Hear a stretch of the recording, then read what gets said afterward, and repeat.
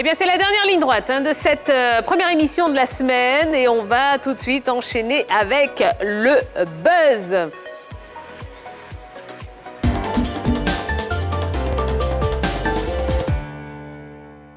Et oui, le buzz de ce soir, c'est Didier Drogba qui crée l'émeute au Rwanda. Bien qu'ayant mis un terme à sa carrière internationale depuis quelques années, eh bien, Didier Drogba continue de créer l'émeute à chacune de ses apparitions publiques. En effet, invité spécial de la veuve de Steve Jobs au Rwanda pour la cérémonie Kwita Izana dédiée au baptême d'un bébé gorille le week-end dernier, la légende du football ivoirien a fait soulever la foule. 50 000 Rwandais voulaient tous toucher ou même le voir de près. Notons que cette cérémonie s'est déroulée en présence de plusieurs personnalités, dont le prince Charles, héritier de la couronne de l'Empire britannique. Ça fait forcément le buzz. Et eh bien, messieurs, un petit mot. Notre Drogba qui continue de déchaîner les passions, n'est-ce pas, Roger Stéphane? Bon, je ne sais pas s'il y a un footballeur africain qui déchaîne autant de passions que Didier Drogba. Moi, je ne sais pas comment il fait, mais je trouve ça tout simplement extraordinaire. Tout simplement extraordinaire. Eh oui, oui, c'est d'autant plus impressionnant que c'est dans un monde, on va dire, un peu anglophone, le Rwanda. Voilà, donc, ce qui fait on peut dire qu'il est universel. Et c'est un pays plus qu'émergent aujourd'hui. C'est un pays qui est en grande voie de développement. Beaucoup de choses marchent là-bas grâce au président Paul Kagame. Donc, c'est bien de savoir qu'un Ivoirien a de la cote dans ces pays-là qui sont en train de progresser sur l'échelle continentale, qui seront amenés à être des pays importants sur l'échelle continentale. Donc, c'est une bonne nouvelle. Coach, un petit mot, oui? Super. Super. Ouais, ça fait plaisir. Et vous, Jean-Philippe? Non, un épiphénomène pour moi. Épiphénomène parce que Drogba, c'est une légende absolue. Je suis étonné que Barlow soit surpris qu'il crée une émeute dans un pays qui est aujourd'hui pratiquement anglophone. Quand on sait qu'il a joué pratiquement 11 ans en Première Ligue. En Première Ligue. Il a remporté la Champions League avec Chelsea et autres. Donc, je ne suis pas surpris particulièrement. C'est quelqu'un qui a su, je dirais, très bien maintenir sa notoriété. Voilà, au-delà même de sa carrière de footballeur.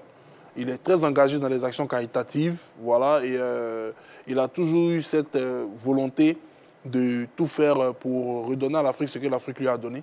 Et il le dit tout le temps. Et même au-delà même de ce buzz, puisqu'il y a une autre information qui est arrivée sur lui encore ce week-end, c'est qu'il mettait sa maison londonienne en vente.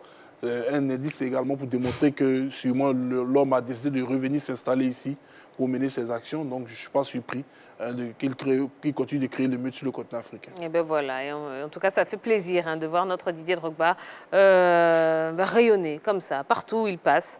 Voilà, et on le salue bien bas. Allez, on poursuit, dernière séquence. Rapidement, il nous reste quelques minutes pour la saga des pros.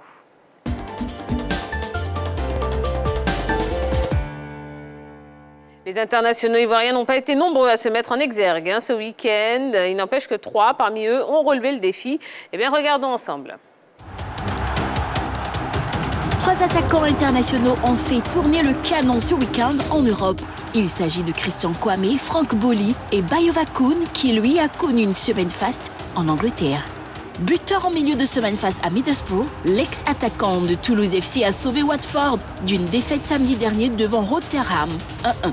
En effet, Bayova Koun a égalisé pour les siens à la 33e minute, alors que son équipe et lui étaient menés au score depuis la 2e minute à l'occasion de cette 8e journée de la Championship. Je suis en dents de scie et là, il renaît en Angleterre. On sait que la Championship, qui est l'équivalent de la 2e division anglaise, est d'un niveau très élevé et en une semaine, il réalise pratiquement un doublé. Je pense que voilà, l'homme est dans une période faste de sa carrière et il faut en profiter. Alors, du côté de l'Italie, il y a eu Christian Kwame qui a ouvert son compteur but. Oui, un but. Ça y est, un but allé sur l'aile. Quand j'ai vu la composition de l'équipe, c'est Luka Jovic qui joue dans l'axe. Est-ce que l'aile, c'est son poste de prédilection? Mais dans tous les cas, il se débrouille bien. Bravo à lui. Il reçoit un super ballon en pleine course, plat du pied derrière. C'est bien. C'est un geste d'attaquant maintenant qu'il continue. Et puis après, il va venir encore briller avec les éléphants. Sur les 2 dernières sorties des éléphants, c'est Kwame Christian qui avait brillé sur le front de l'attaque. Allez, en Hongrie, il y a Franck Boli qui a également inscrit un doublé. Est-ce que vous pensez que c'est rassurant pour les éléphants? Bien sûr, c'est rassurant. D'autant plus que lui, je pense qu'il reste sur une bonne dynamique dynamique. Elle avait été meilleure buteur en 2018 avec le club de Stabæk en Norvège avec 17 buts. Donc, il reste sur une bonne dynamique et c'est bien de voir qu'on a d'autres alternatives. Hein. On sait que Sébastien Haller, malheureusement, est assez malade. Donc, c'est bien d'avoir un plan de rechange, un attaquant aussi capable d'être aussi efficace que nos titulaires. Donc, c'est une bonne nouvelle. Et on va évidemment parler de Franck Kessié. Franck Kessié qui était encore sur le banc lors de la victoire du FC Barcelone.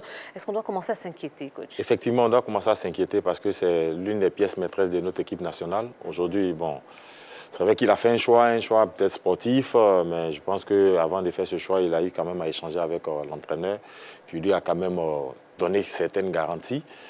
Et je pense que peut-être que nous sommes pressés, mais... On a raison d'être inquiet.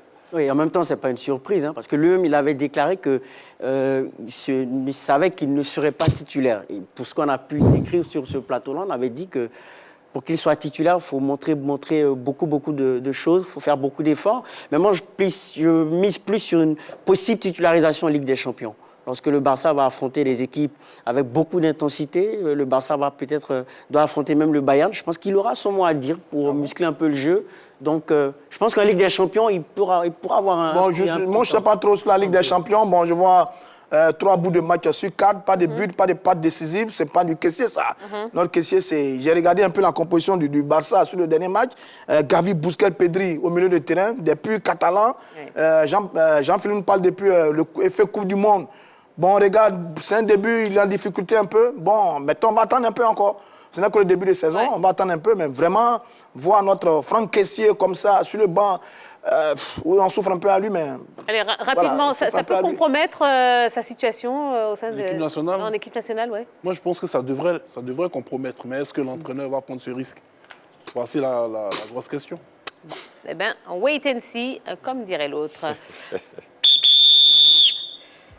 Eh bien, ça y est, oui, on est arrivé au bout de cette première émission de la semaine. Coach, merci beaucoup. On a passé un très bon moment avec vous. C'est à vous le merci. On La vous team souhaite... m'a vraiment manqué. J'espère revenir ici peut-être avec le titre. Champion du Mali. Pourquoi pas. Voilà, pourquoi pas, c'est tout ce qu'on vous souhaite, coach.